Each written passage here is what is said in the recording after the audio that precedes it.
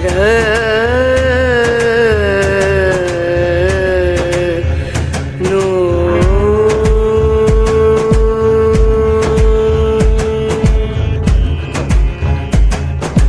राधे, जय माता की भक्तों। आप सभी का स्वागत करती हूँ स्पिरिचुअल ज्ञान साधना में, और आप सभी से अनुरोध करती हूँ कि स्पिरिचुअल ज्ञान साधना को सब्सक्राइब कर लीजिए और बेल आइकन को प्रेस कर दीजिए ताकि आपको नई नई वीडियोस का नोटिफिकेशन मिलता रहे।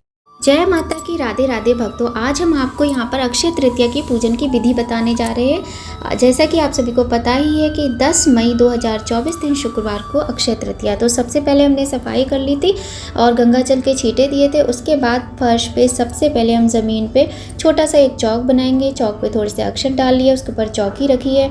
चौकी के ऊपर लाल रंग का कपड़ा बिछाया है। इसके बाद भगवान को आसन देने के लिए यहाँ पर हमने अक्षत थोड़े से रखे हुए हैं। ये अक्षत के ऊपर माता लक्ष्मी की ये वाली हमने तस्वीर विराजित की है। आप चाहें तो प्रतिमा का इस्तेमाल भी कर सकते हैं पूजा में। और यहाँ पर हमने गणेश जी की प्रतिमा ले ली है, क्योंकि गणेश जी के बिना तो कोई भी पूजा होती ही नहीं है, प्रथम पूज्य होते हैं। और यहाँ पर देखिए हमने श्री यंत्र भी रखे हैं। इसके बाद हम हाथी यानी कि गज, ये जो हमारे गज भगवान हैं, इनको भी हमने विराजित कर लिया। हमारे पास पीतल के हैं। और इसके बाद देखिए ये है चांदी की एक डिब्बी, इसमें हमारा सिंदूर रहता है पूजा का, तो ये भी हमने रख ली है। और इसके बाद हम थोड़े से अक्षत यहाँ पर आसन देंगे कलश स्थापना के लिए। तो थोड़े से हम अक्षत रखेंगे कलश स्थापना के लिए, और थोड़ी सी अक्षत रखेंगे अखंड दीप की स्थापना के लिए। और यहाँ पर गणेश जी हमारे जनेऊ पहले से ही पहने हुए हैं, लेकिन आप जब पूजा करेंगे तो आप जनेऊ अवश्य रखिएगा और पान भी रखिएगा, क्योंकि अक्षय तृतीया के दिन पूजा में आप इन चीज़ों को अवश्य ही इस्तेमाल कीजिएगा। पान, सुपारी, लौंग, इन सब चीज़ों का माता को भोग भी लगाया जाता है और आप लगाइएगा। तो बहुत अच्छे तरीके से हमें आज पूजा करनी है, और आज हम आपको दिखा रहे हैं आप लोगों को अक्षय तृतीया के दिन इसी प्रकार से पूजा करनी है। और इसके बाद देखिए हमने यहाँ पे सारी पूजा की तैयारी कर ली है, और आगे की वीडियो में आपको दान क्या करना है, कैसे करना है, वो भी सब कुछ बताएंगे। तो यहाँ देखिए अक्षत हमने यहाँ पे आसन दे रहे हैं हम अपने कलश भगवान को, वरुण भगवान को, और इधर आसन देंगे हम अखंड दीप को, दीप देव भगवान को, ठीक है। और आप चाहे तो आरती का दिया बना लीजिए खाली, और नहीं तो आप आरती के दिए के साथ साथ आप एक अखंड दीप भी प्रज्वलित कर लीजिए, जो पूरे दिन प्रज्वलित रहे माता के आगे और रात को भी। तो यहाँ पर हम एक ही दीप फिलहाल तो अभी प्रज्वलित करेंगे, क्योंकि हम आपको करके दिखा रहे हैं। और ये देखिए हमने यहाँ पर कलश रख लिया है। कलश में हमने गले तक जल भर लिया है। तो सबसे पहले पूजा में दीप प्रज्वलित करेंगे, दीप प्रज्वलित करेंगे और धूप जलाएंगे, क्योंकि सुगंध माता को, सुगंध देवताओं को, देवी माँ को अत्यंत प्रिय होती है। तो यहाँ पर सबसे पहले दीप प्रज्वलित कर लिया, इसके बाद हम धूप जलाएंगे। तो धूप लगाने के बाद हम अपना पूजन प्रारंभ करेंगे। अब पूजन कैसे करना है, बहुत ही सरल विधि हम आपको बताने वाले हैं। तो देखिए इस तरह से हमने भगवान को धूप दिखा दी है। और जो कलश है ना, कलश में एक कॉइन और लौंग का जोड़ा, कमलगट्टा, सुपारी और इलायची, ये सारी चीज़ें हमें कलश में डालनी है, और हल्दी भी डालनी है। और आपको ये ध्यान रखना है कि ये जो कलश है ये आप चौकी पे रख रहे हैं, साथ ही हमें इसी तरह का एक मिट्टी का कलश लेके, घड़ा लेके दान भी करना है, क्योंकि ये वैशाख का महीना चल रहा है। इसमें वैशाख के महीने में गर्मी से संबंधित वस्तुओं का दान की बहुत अधिक महिमा बताई जाती है। तो यहाँ पर मैं आपको अखंड दीप दिखा रहे थे, आप इस तरह का दीप प्रज्वलित करके रख लें। इसके बाद आप को हम वीडियो में आगे दान की विधि भी बताएंगे। इसके बाद आपको क्या करना है, सबसे पहले घंटी की ध्वनि करनी है। तो घंटी की ध्वनि भगवान का जयकारा करते हुए, माता लक्ष्मी, गणेश जी की जयकार बोलते हुए घंटी की ध्वनि करनी है। इसके बाद पुष्प लेंगे। पुष्प में आप गुलाब, गुड़हल और गेंदा, कमल, कोई भी फूल ले सकते हैं। फिलहाल हमारे घर में ये सदाबहार के पुष्प थे, तो हमने यही पूजा में इस्तेमाल किए हैं। लेकिन जिस दिन अक्षय तृतीया होगी तो आप गुलाब के पुष्प लाने की अवश्य ही कोशिश करें।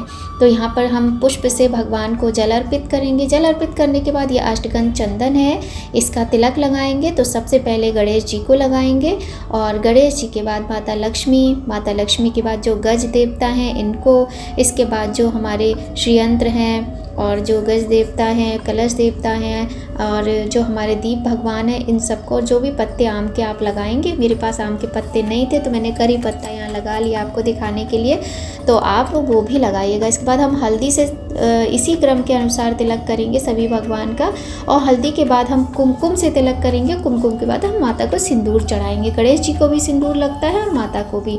इसके बाद हम थोड़े से अक्षत हाथ में लेकर भगवान पर छिड़क देंगे, क्योंकि अक्षत जो होते हैं वो हमारी पूजा में हुई कमियों को दूर करते हैं। और आप एक बात का और ध्यान रखिएगा, पूजा में आप पान, सुपारी और नारियल, जो श्रीफल जिसको बोलते हैं, आप नारियल का इस्तेमाल भी कीजिएगा।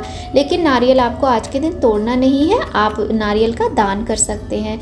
इस तरह से पूजा हो रही है। अब इसके बाद हम पुष्प चढ़ाएंगे माता को, गणेश जी को और भगवान को पुष्प चढ़ाएंगे। तो यहाँ पे मैं आपको सिंदूर दिखा रही थी, ऑरेंज कलर के सिंदूर का हमने इस्तेमाल किया है, और आप चाहें तो लाल रंग के सिंदूर का इस्तेमाल भी कर सकते हैं, जो भी आपके पास हो। लेकिन हाँ, ये ध्यान रखिए अपना इस्तेमाल किया हुआ नहीं होना चाहिए, पूजा का सिंदूर अलग होना चाहिए।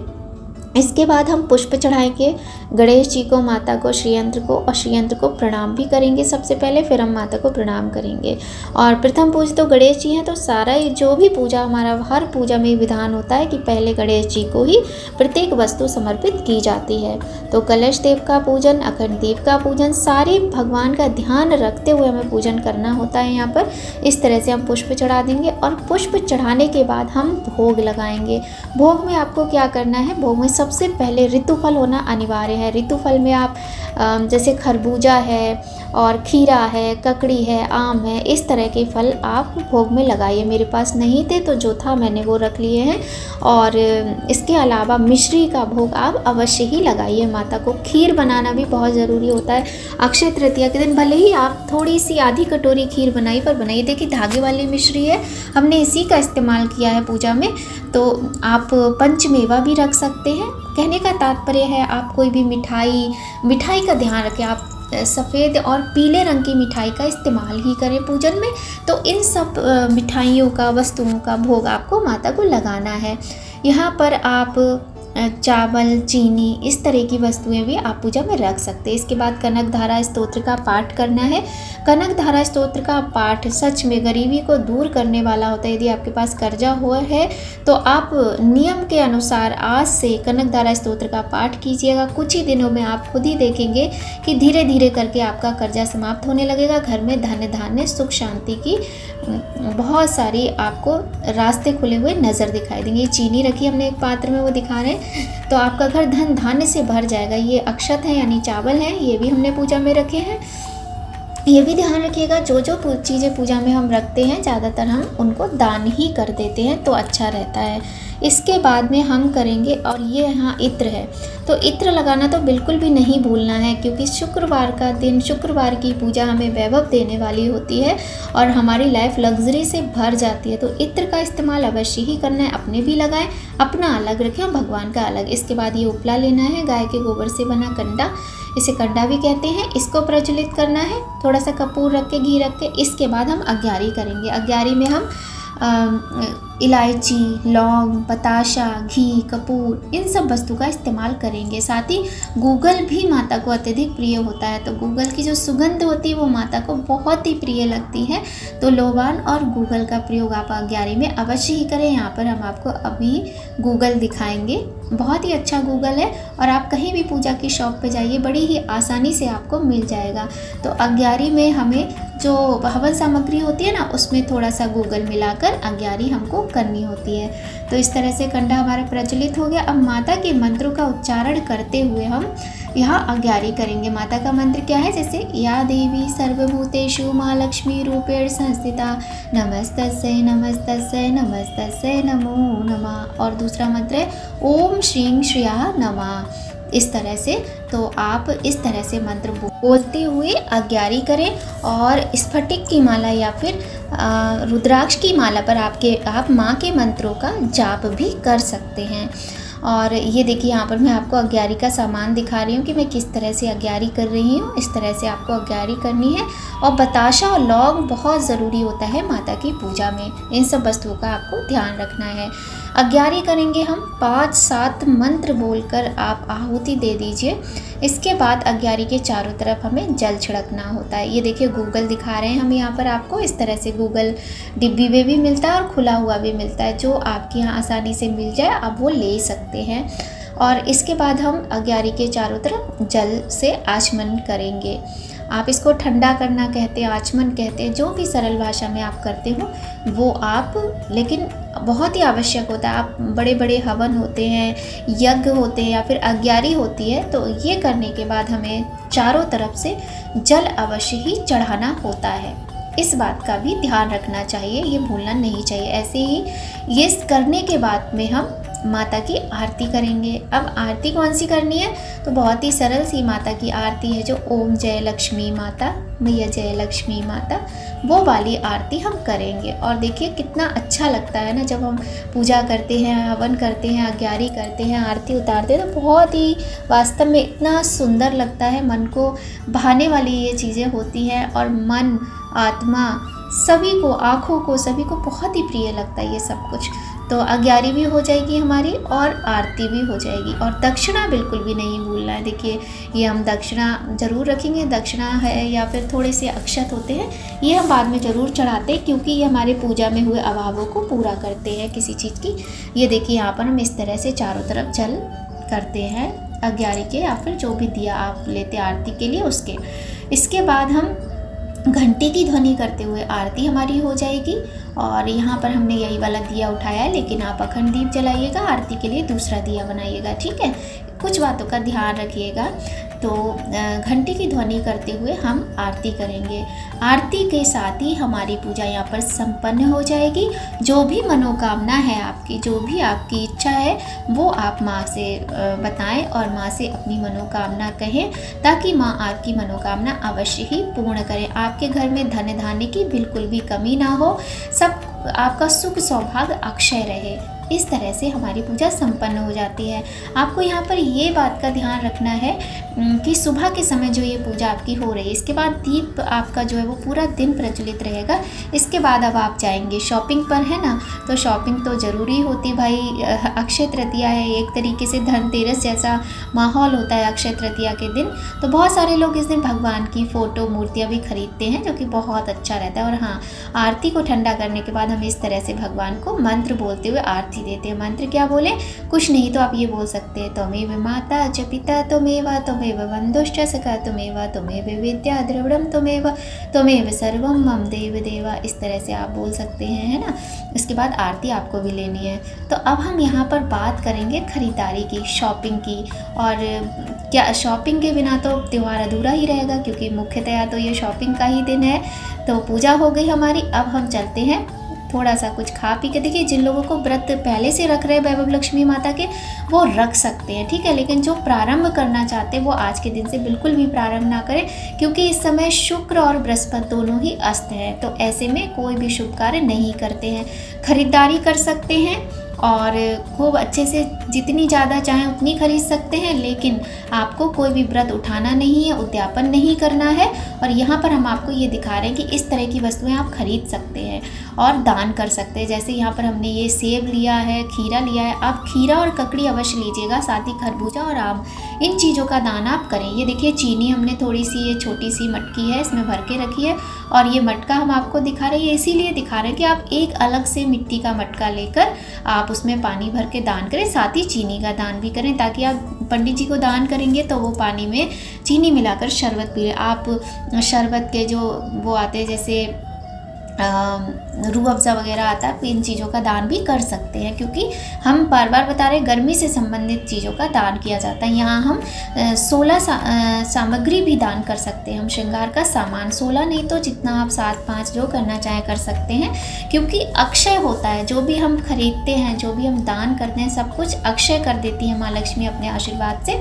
तो ये भी हम खरीद सकते हैं। साथ ही यहाँ पर देखिए ये साड़ी है, साड़ी के साथ में यहाँ पर दक्षिणा, चूड़ी और बिछिए हैं। हैं। बिछिए यहाँ पर चांदी के हैं, तो आप चाहे तो अपने लिए या फिर दान करने के लिए भी चांदी के बिछिए खरीद सकते हैं। चांदी बहुत शुभ होती है, रजत बोलते हैं चांदी को, तो आप चांदी, सोना, हीरा, मोती कुछ भी खरीद सकते हैं।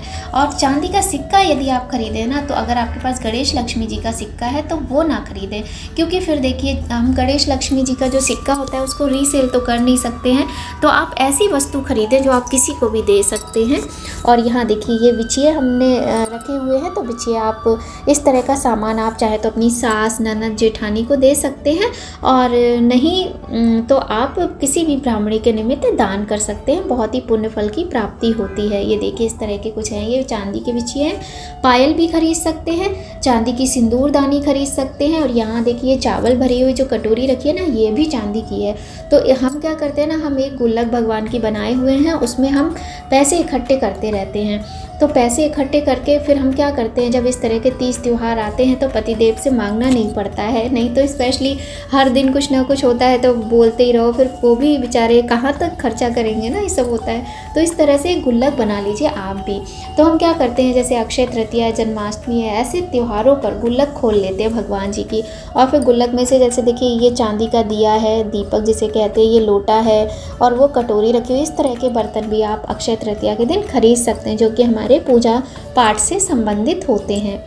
और ये हमने इसी तरीके से ख़रीदे, आपको बताए, ये पैसे इकट्ठे कर करके ख़रीदे। और ये जो कटोरी है जिसमें चावल भरे हैं, ये तो खैर धनतेरस पे पतिदेव ही खरीद के लाए थे, और ये भी चांदी की ही कटोरी है। तो इस तरीके से आप खरीद सकते हैं। ये पीतल के जो पूजा के बर्तन होते हैं, तांबे के पूजा के बर्तन होते हैं, जैसे ये लोटा है, ये सारी वस्तुएं खरीद सकते हैं। तो जैसे कि हम धनतेरस पे खरीदते हैं ना, सोना, चांदी, पीतल और तांबा, ये देखिए ये सारी चीज़ें आपको ज़रूरत है तो आप खरीद लीजिए, खरीद के रख लीजिए। साथ ही आप कपड़े भी खरीद सकते हैं, 16 श्रृंगार खरीद सकते हैं। बहुत सारे लोग तो आज के दिन गाय का दान भी करते हैं, गौ दान भी करते हैं, मेरी मम्मी ने भी किया था।